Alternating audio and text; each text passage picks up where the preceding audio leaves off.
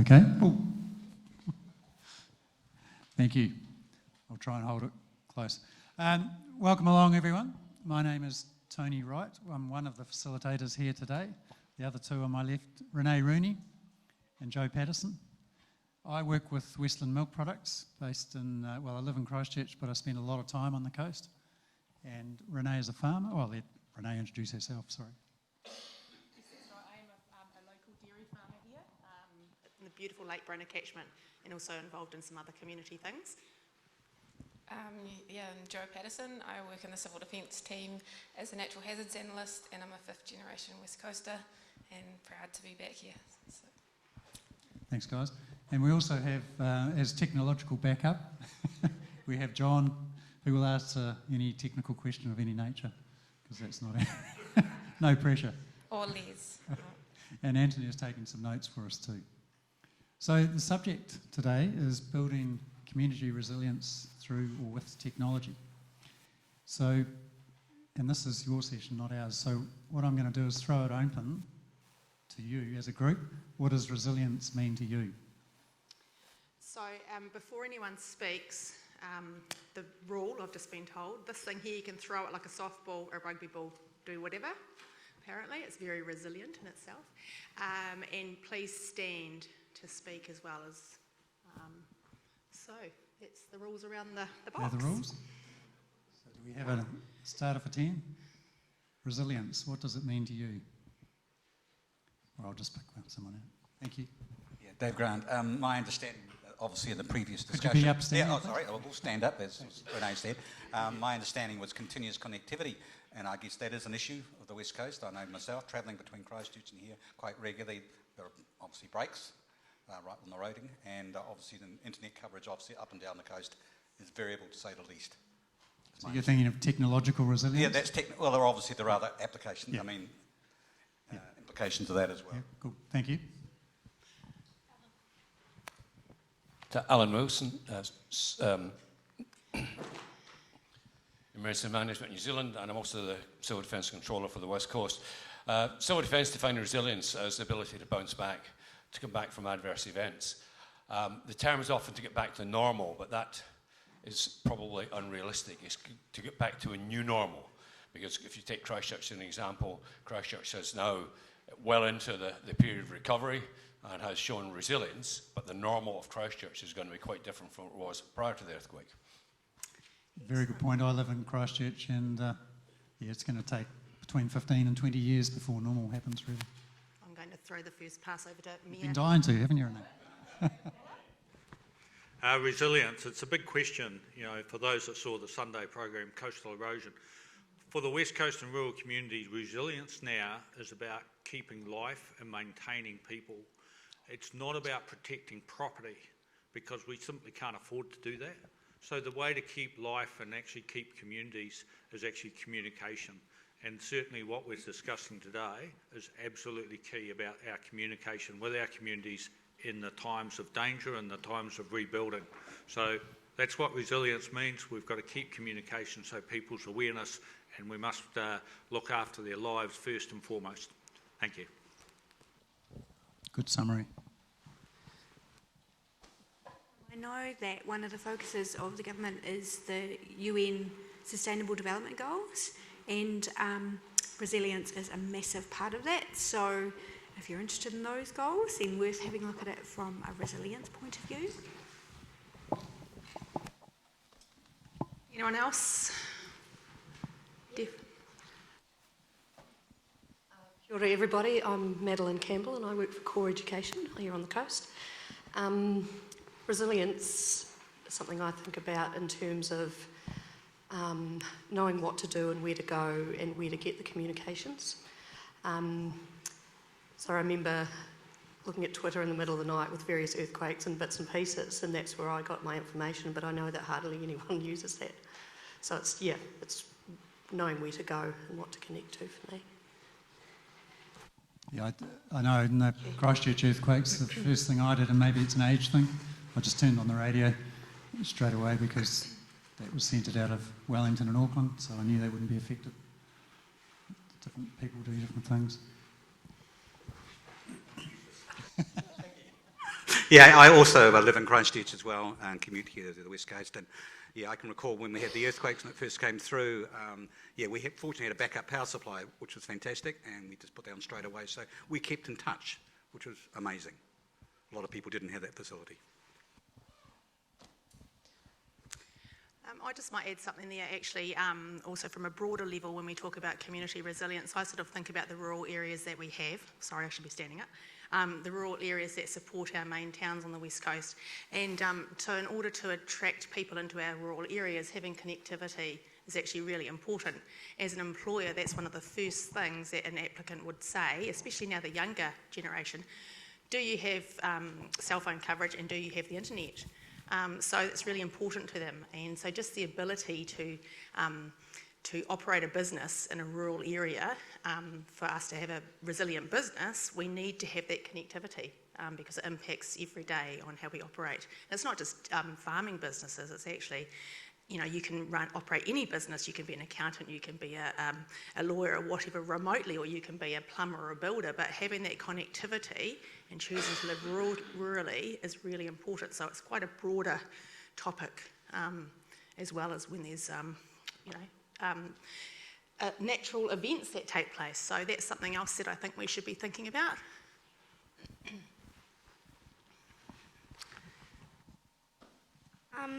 I think we should have connections to all of our families in all of our countries, and we should have great friendship between other little towns like Denniston, West Coast, Greymouth, or Hokitika, or even Karamea. Well done, that was fantastic, and I think you're spot on. Because having children of my own, I know that, and many of you will have children here, and they love their devices and their Chromebooks. They like being able to connect with other children of their own age, and they could be connecting with them not just locally, but also, thousands of miles away. So you're spot on. So good on you. It's really important for socialisation as well and for learning. Dale Phillips. Resilience. Building on what Renee said earlier. Economic adversity requires resilience from a community. An emergency requires resilience from a community. It's your ability to stand firm, hold hands together, support each other, move forwards, and then recover. I was in the Kaikoura earthquake, was in Blenheim at the time. We were shaken, rattled, rolled and stirred. Everything fell over completely. Yes, there was coverage provided by instant cell sites, but most everything just dropped. At the time, the Emergency Management Centre in Blenheim was running based upon one internet access, a bunch of cell phones and phone lines that weren't working. It was horrible. So your ability to be resilient is dependent upon your community and the preparation that you make. Who here is familiar with with Project AF8, Alpine Fault 8? Okay, good. A few people in the room. Have you read the analysis on what happens on the coast in the event of that happening? We all know. You all know. Perfect. Good. There's a perfect example of something that could happen that you have to prepare for. So then how do you prepare for it? It's really, really important. And that is one of the things we want to look at soon is how we build that resilience. So I'd just like to point out that the ability to access the internet will not only affect our communities in the event of something happening, but it will also affect our ability to prepare and find out information about how we need to prepare. So it's not just the event or the circumstance and the recovery from it, it's actually also the preparation and knowledge and making it easier to prepare before something happens that the ability to access the internet affects. Exactly, and I think you mentioned the West Coast, the Alpine Fault. If it goes, she's going to go. It's just a matter of when. And every time I go over the viaduct, I think, no, not now. What I said earlier was to keep connecting to people, but also if you can connect to Wi-Fi, if the Wi-Fi goes down, how are we going to connect to other people? So if the internet goes down and the only thing is to have non-Wi-Fi devices like the old radios which are not connected to Wi-Fi, and then you can connect to your family in that. Yeah, good point. And it's really interesting, isn't it? I know in our business, people are never been so connected and they've never been so isolated. What I mean is they don't make the effort to go to the pub, or there aren't the community functions that there used to be in these small communities because everyone's online. Well, a lot of people are. Although in our shareholder base, we range from people that don't have answer phones and therefore you never leave a message, they're not on text, they don't have computers, right through to those that have the latest of every single device you could ever imagine and want us to cater for each of those. So we've got a big range of people and only a 430 shareholder base. And that's a reflection of the whole community, I imagine. One of the opportunities we've got with the internet and the connectivity we have at the moment to prepare before something happens is actually to map our resources, and assuming that we don't have the internet when an event happens, if we back up that mapping of resources, then if we can access our computers or a laptop with a little bit of power left, then actually we can see where those resources are and have a better idea of them if something happens. So that's one of the tools that we can use with the internet at the moment, is to map things in case we do need them. Yeah, that's definitely true. So civil defence is connecting with, say, Western Milk and the farming community, and hoping to soon connect with the mining community on their resources so we have a better understanding of how we can respond and utilise them. But each business could do that, like you say, as well. It's something that civil defence are developing. Which leads us one more, sorry. Just going back, not everybody has radio coverage, radio reception on the West Coast, so it's not always a fallback for everyone, not for me. Yeah, good point. Can't take anything for granted. Which leads us nicely. I think it does show there's lots of definitions of resilience, and there's different types, or there are different types of resilience.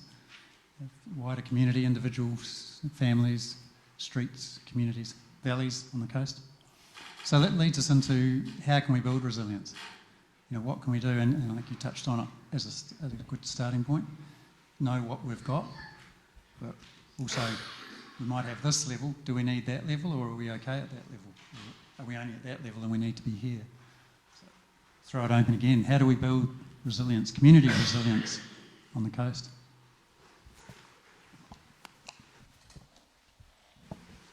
To have usually meetings in every day, some days, and always keep connected and make sure everyone gets out for a good day, and going out for a daily market will do something like that.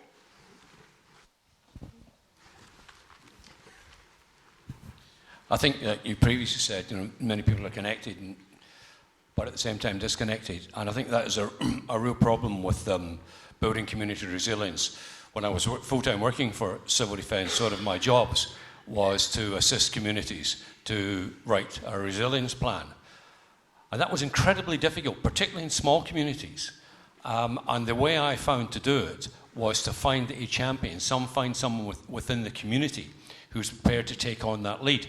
Because I could write it and give it to them, but it'd just be stuck in a drawer and forgotten about. There'd be no ownership of it. So it's absolutely essential that any community that develops any sort of community plan writes it themselves, and it isn't something that you bring in from outside. It's a good point, and I think also it's got to be, because people move. So Jo and I were talking before this, and she does a number of things with civil defence, but if she moved, there's no other person who's been trained in that. So it's important to have some people rather than just one. I mean, it's good to start with one, but it's important to develop that too, I think.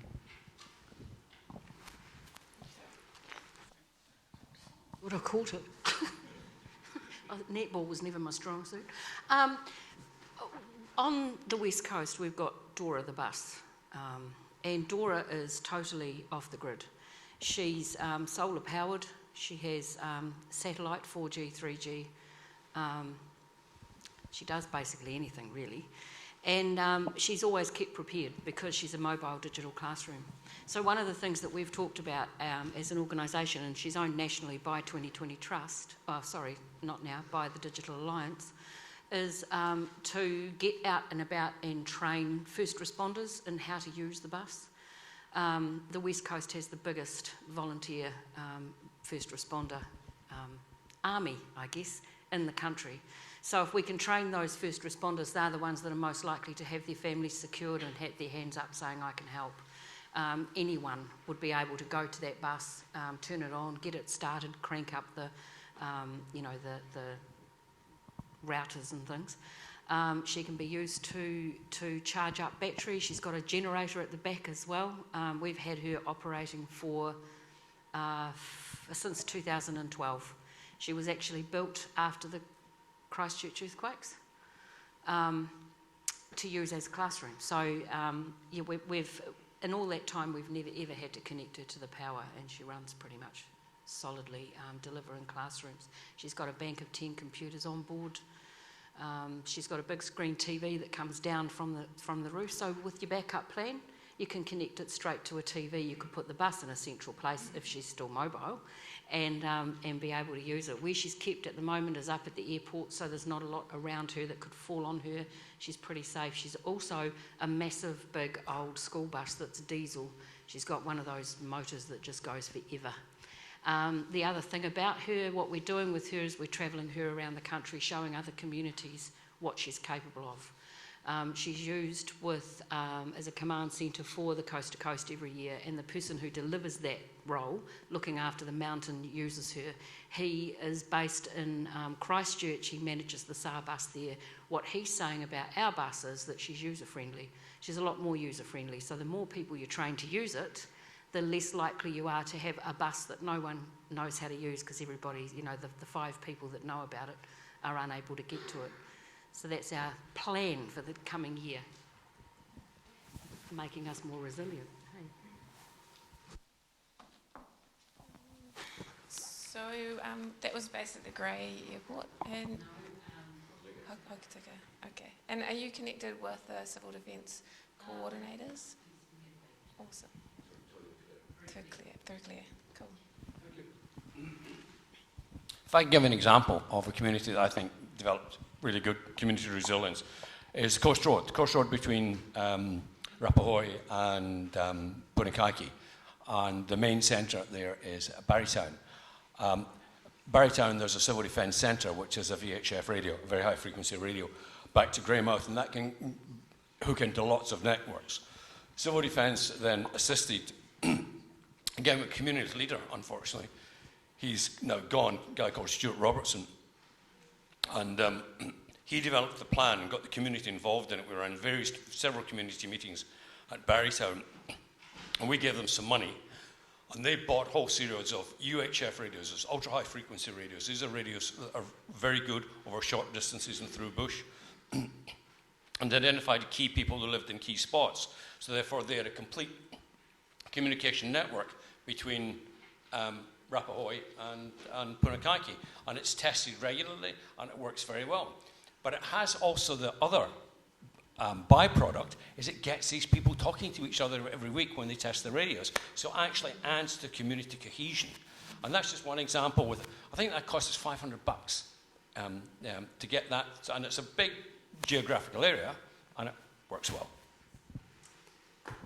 So to add to that, that's happening up and down the West Coast, which is why I was asking where the bus is. We do monthly checks with community coordinators. I did one on the weekend or Friday night with Whataroa, and it's all about getting those key people in and a bigger framework of people at the ground level. But I suppose what I'm interested in is in this room, if we were, say, had another cyclone looming on us, like we did in February, Where would you check first? We're talking about communication and connectivity. If you wanted to find something out about this event and how it might impact you, where would you look? So social media, hands up if you would look at social media. Okay, and is that Facebook or mainly Facebook? Twitter? Okay. Instagram? No, not so much. So Facebook. So we currently only have 1,930 people on our CDM Facebook page, West Coast wide, and we want, I really, really want to have at least 30% so we can be better connected and push out messages. It's a new page starting late last year, so we've got a lot of work to do. But to get that reach, we need to get people connected now on the sunny days so that they check the right page. So any ideas on how we can boost that reach? One of the things I think with regard to the reliance on telecommunications and resilience is the fact that all of the endpoints require power. So the first thing that goes when a major disaster occurs is the power supply. And I think this has been apparent recently. We've had a number of power failures in this area recently where the network essentially has gone down. Broadband doesn't work without power. The other thing is people's ability to maintain cellular contact is dependent on the state of their devices, and therefore resilience should include backup battery systems, or at least home users should have an additional battery or a battery pack or something that they can use to keep their device powered up. And with regard to social media, I think that we should be able to rely more and better on people such as Westpower to advise when there's an outage due to a tree down taking power out. We should be immediately able to go to Twitter, for example, and they should, within minutes, be able to identify the location of the outage and why it's happened and how long it's going to be down for. There is supposedly a map. It's very hard to find it. So at the moment we're working on this partly answers that question. Outages. So there's a couple of different sources of information, but this is one example. Our website has a GIS platform and Electronet feed into that to us internally. But the idea would be that you could go to that website, zoom into your area and see this outage is out here, it was updated at this time, the next update is at 12 p.m, or we expect it to be back on board at this time. There's other things Westland District do quite well. They have an e-text and forget the number, it's over 1,000 people have signed up to it, so they instantly get a text message.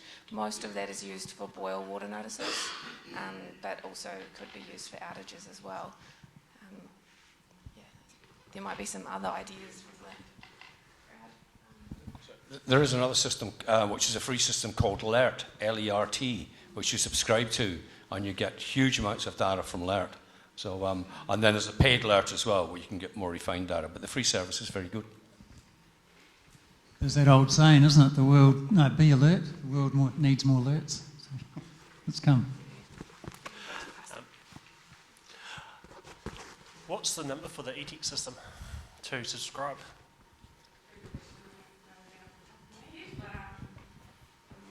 The ETX, great idea, but maybe also some have like an email as well, because if the cell goes out, perhaps the broadband's still going, or vice versa. So you could have both. Yeah, so we're looking at another system called Whisper, where we can just put out a message and it will go to a text, email, social media, and the whole shebang.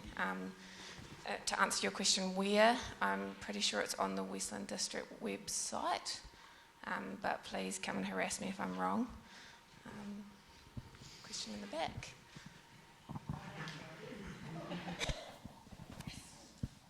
That's a good one. There's a presupposition that's running. It is that you will have connectivity, right? If you don't have connectivity, what do? Do you pick yourself up and go and talk to your neighbours? Do you hop on your four-wheel drive and drive down the road? What are you going to do? To build on what Ivan was saying, in Kaikoura, everything fell over. In all the disaster planning, no one had come up with, but the carriers in particular, for example, no one had come up with a proposition that equalled, we have a really nasty earthquake. The really nasty earthquake cuts our roads, so we can't refuel our standby generators. The really nasty earthquake cuts every fibre link in the damned region. The really nasty earthquake means we can't actually rely on anything on our cell phone sites other than battery power.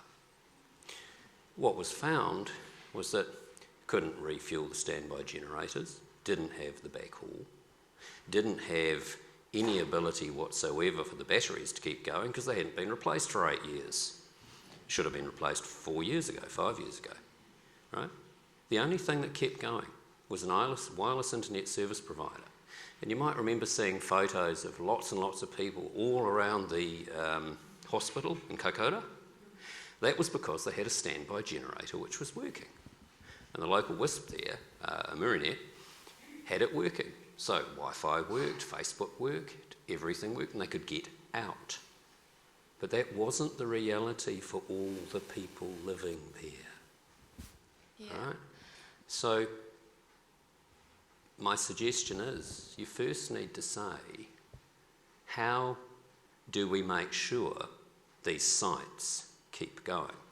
I know Mark does work with solar-powered sites. I know Ivan does work with solar-powered sites. There's plenty of work available and being done which has full cell-phone, high-grade broadband sites running on wind power and battery power and standby generators, but it's not the traditional commercial model. Get yourselves together and think on all of that, because the ability's there. I guess from being involved from a family perspective with Pike River, our only means of communication was via the TV. So we didn't know what was going on apart from what the media were sending out. Immediately, you heard whispers that you go to the Red Cross and that's where you get the information, or you go to Paroa School and then you go to Paroa School and there's no one there. So I think we need to get our act together, and exactly what you're saying is maybe have some points of call for where people know they should go. Whatever the event, that there is some, and that there's not Chinese whispers happening, that's where you're getting a true and correct information, which I think is essential.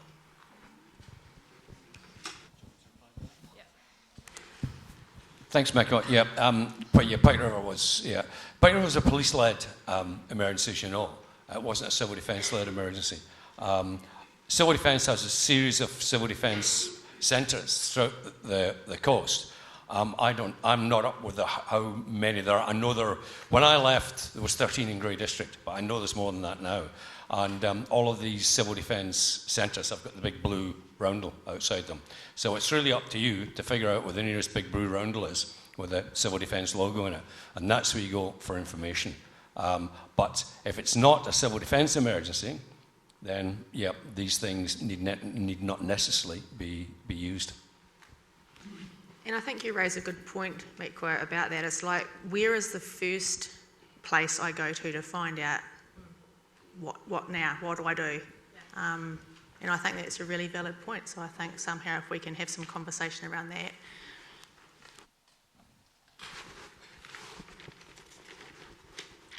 Who would make the power price go down? I think the government will.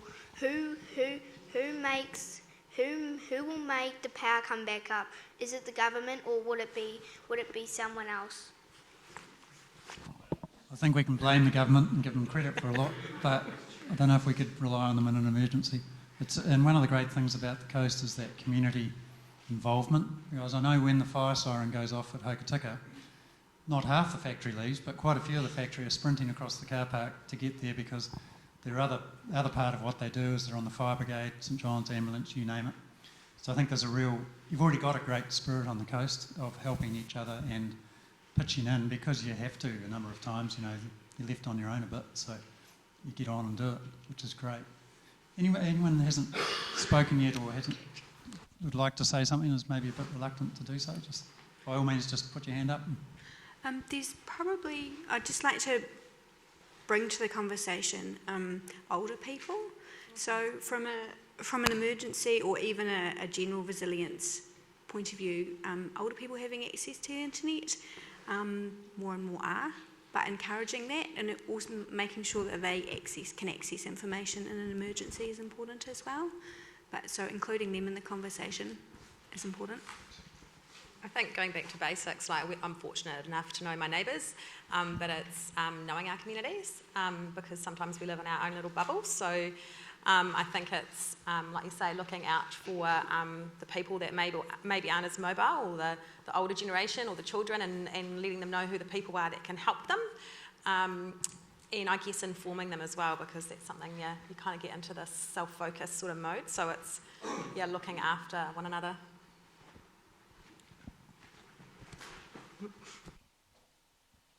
I found it interesting, Alan, what you were saying before, and I know Barrytown works really well out there with their system, and that's one small community among hundreds of others, and it would be really good to see that system put in place in lots of areas, especially around the West Coast.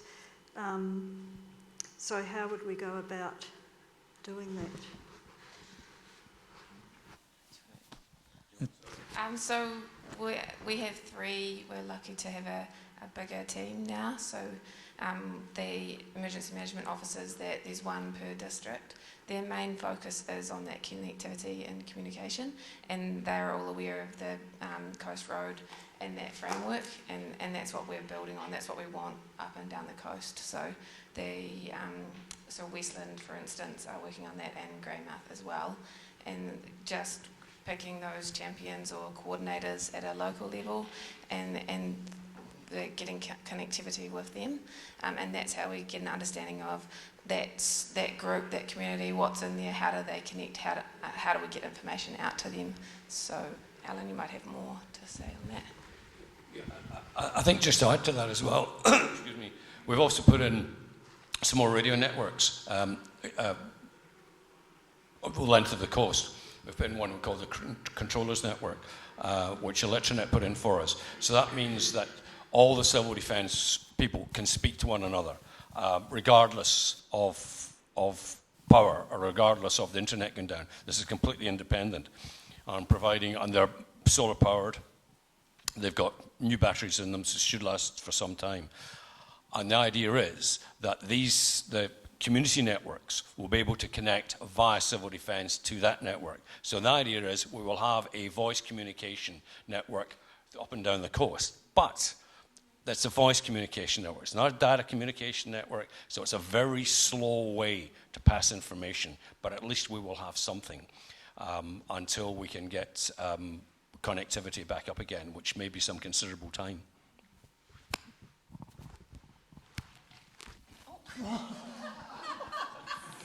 I'll penalise you for that pass. Yeah.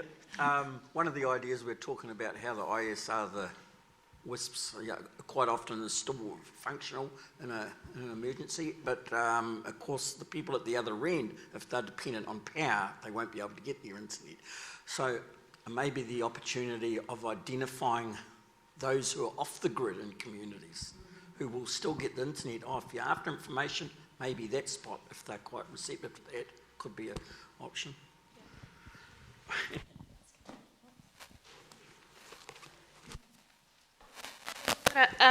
I was involved in a volunteer effort in the wake of the Christchurch earthquake, the scary one, almost 8 years ago, and we built a website called eq.org.nz, if anyone, the memory's fading of that, and it was volunteer driven, and one of the things, we sourced information, like you can get water here, you can get food here, you can get lime to flush your long drop, all this sort of stuff that people needed. And when it became clear that for most of eastern Christchurch, they don't have power, they don't have internet, we're not serving them, about 3 days after the quake, we sent someone to Christchurch, and they would print the website twice a day and put it on power poles. So people were finding, look, I don't have any food, but hey, there are 18 fish and chip shops giving out free food, and here are where they are. Here's all the bakeries that are giving away their food. This is where the water is. This person has a spa pool, and they want you to come use it to flush your toilet, whatever you wanted. So yeah, the low tech works, but it worked because we used what was high tech 8 years ago, a website of crowdsourced information. And that's a great example, I think, of showing, don't reinvent the wheel. If it's worked there or if it works in Kaikoura, use it again and develop it, because the technology's come a long way. So yeah, that's a really good example.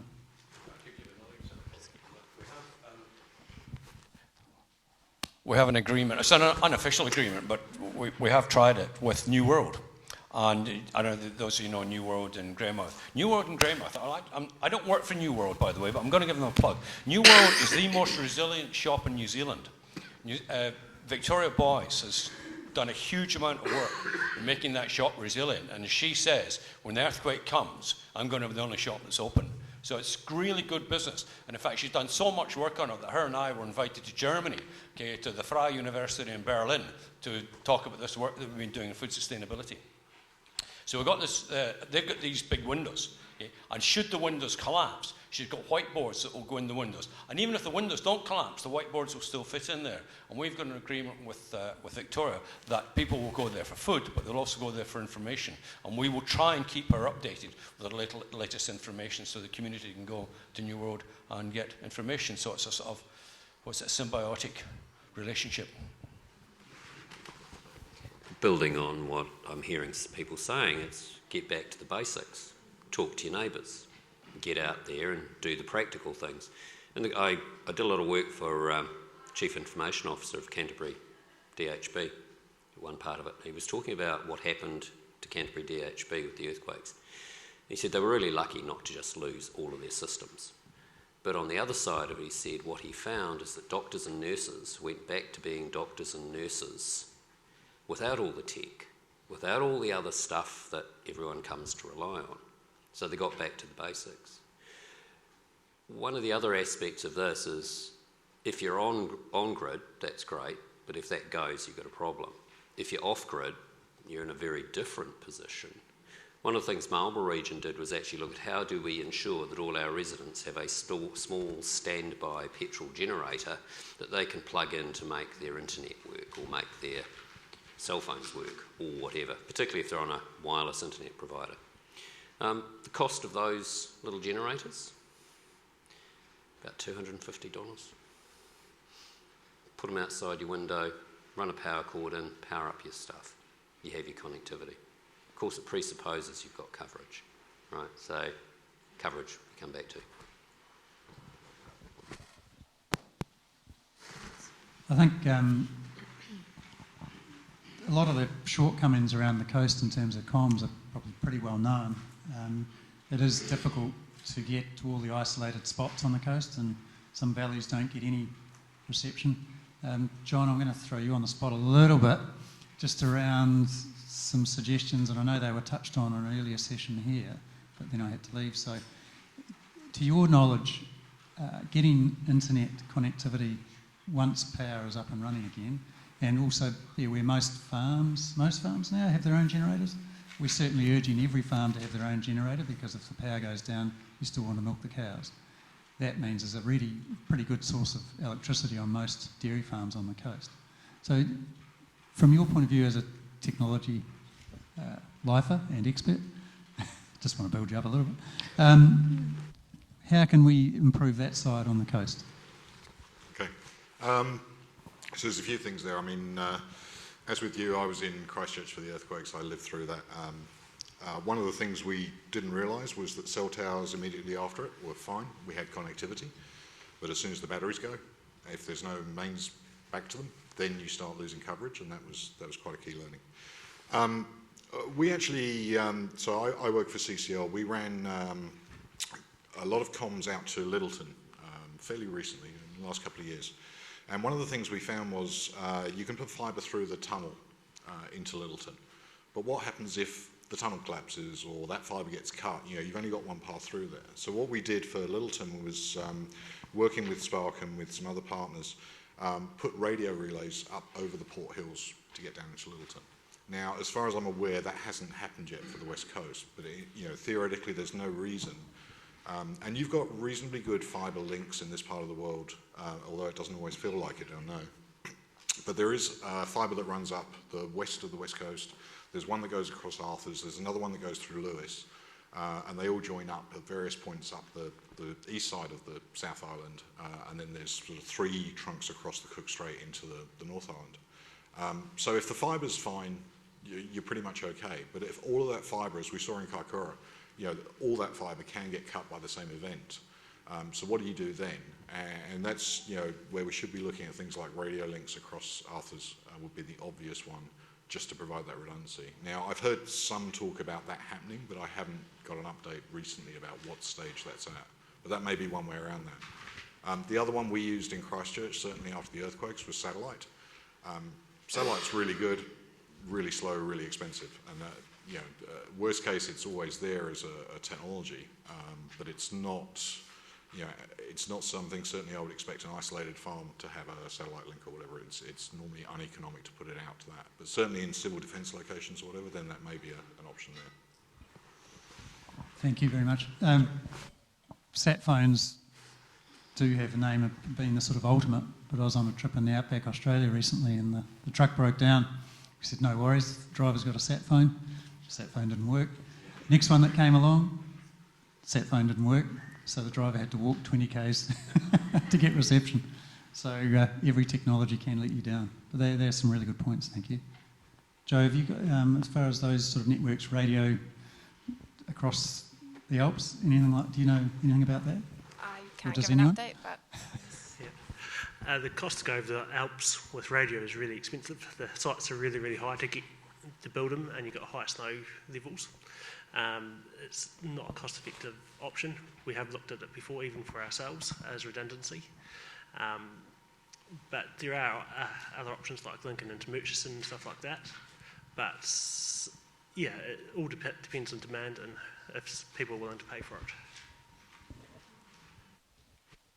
I remember a time when TV on the West Coast came from Christchurch via the Kelly Range.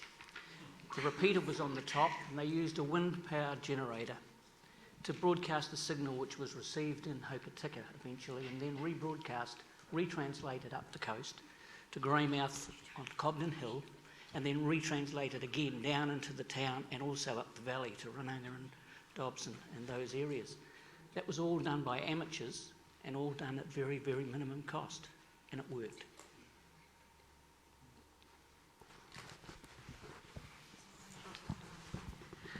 Hi, I'm just sitting here mulling over, because I'm involved with education, and there's a potential there for school sites to be utilised really effectively. And you were talking before about how do we actually get people connected on the sunny days.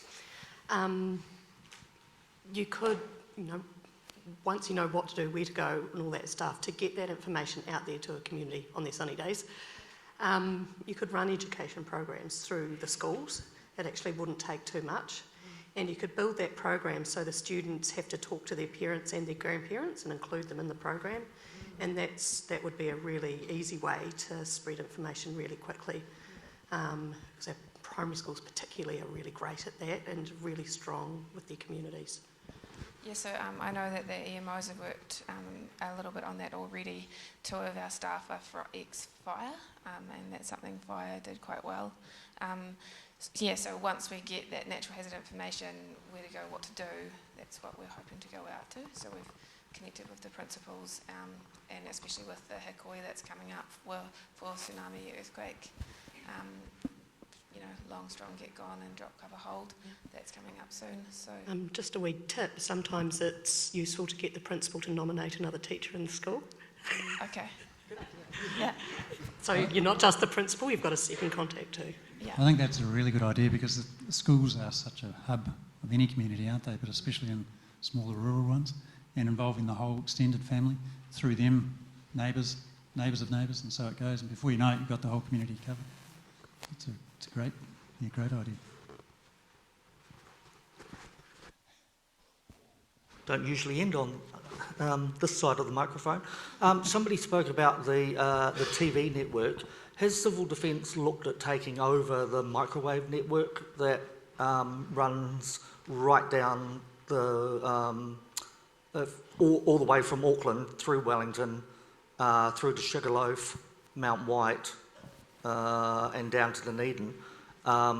There's 2 contribution networks that go up, and there's at least 2 that come down, and it's all microwave, and it's all battery backed up to the old broadcaster BCNZ type standards, and it's managed by Cordia, but it won't be being used anymore because we've switched all over to fibre now. So I can't answer that, but I saw a hand raised there. Cordia on the West Coast doesn't have any extra bandwidth that they can sell us. So their system's running at full capacity at the moment. Cordia. So there's the old Cordia sites, old broadcast comms. There are a bunch of sites around which are associated with all the old TV transmission. Some of those have been decommissioned, some of them are still there, some of them are being used by Cordia. There's also a bunch of what's called CMARs, which is the old voice communications networks built by Telecom New Zealand to go into remote rural areas. They're using microwave. There's a few of those still around, but we understand that Chorus has been decommissioning most of those in recent years as they've been rolling out fibre. So there are sites, but it's a case of knowing what they are and where they are. You come back to the need to understand what exists in a region first, and then say, how do you take what you have in a region and bolt it together to deliver the result everyone wants and needs? Over the back. I live at Fox River, and so we have our own group, Civil Defence group, which evolved as we realised between Punakaiki and Whitehorse Bay could be cut off from the rest of the coast for a long time. There's been quite a lot of exploration about communication. One was marine radio, and I'm not too sure of details, but we found there was some marine radio capabilities that could, communicate out information, satellite radio, and there was also talk about the milk company, that the tanker drivers have communication right up the coast road where there isn't any cell phone coverage. So I'm just wondering about those 3 as options. The people involved, Andre Suchansky and a few others, are more savvy about their communication out there if anyone wanted to contact them. Yeah. And you're right, we do pretty much all of our tankers have RT, and which is great, but if it's in the winter, the tankers aren't working. And if there's a severe disruption to roading network, then they happen to be mostly around the site, then they're not out and about. It's great if it happens when they are about, for sure, and we do and have helped. Cyclone Fahey showed the good and the bad of that, because some areas weren't that affected, and the farmers in that area were quite strident in their criticism of us not getting there to pick their milk up. However, the trucks couldn't get to them, so because of the road conditions, and getting a 50-tonne tanker up the road's a little bit different to getting a ute up the road. So, but you're dead right, we do have good comms, and when it happens and when we're around, we'll certainly do absolutely what we can to help. There are, in fact, multiple networks, radio networks up and down the coast. We've mentioned a few, but DOC covers the coast, police, and also there are a number of private networks. So we are, in fact, very well covered by radio networks. The problem is, most of the radio networks don't talk to one another.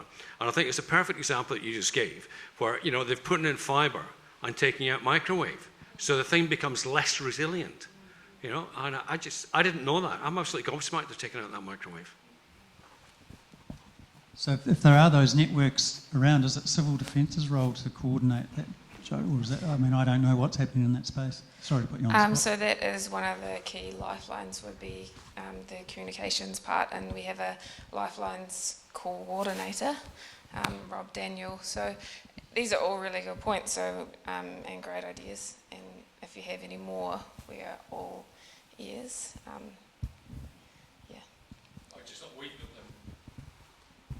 Singing Lifeline's praises. Lifelines has been, West Coast Lifelines has been held up as a model of the rest of the country. So this is a civil defence group, but it's led by a person by civil defence, but it includes all the three waters, power, telecommunications, everything that we need to stay alive. And they meet quite regularly. There's a meeting coming up next month, this month.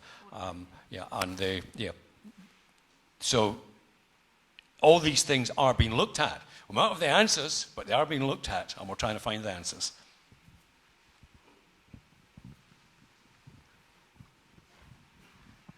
Okay.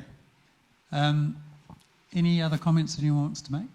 Because we're getting, well, we've still got a little bit of time, but don't want to stifle the conversation.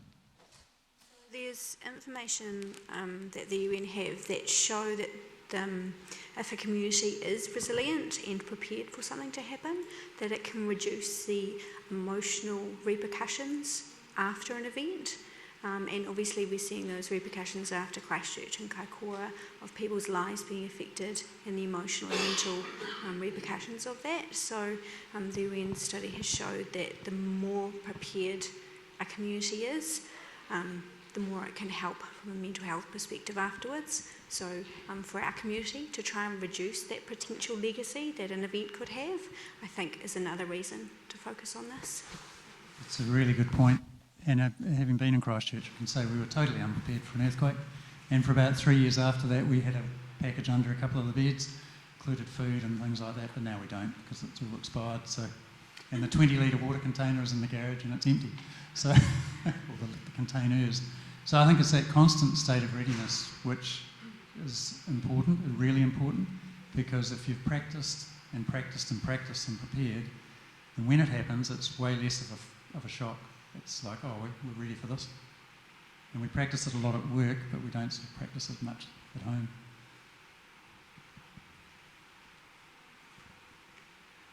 Any final words before I close it up? I just want to say thank you very much for a great session. As a facilitator, when my boss said, I'm supposed to do this, but I can't, can you? Or in other words, you're doing it.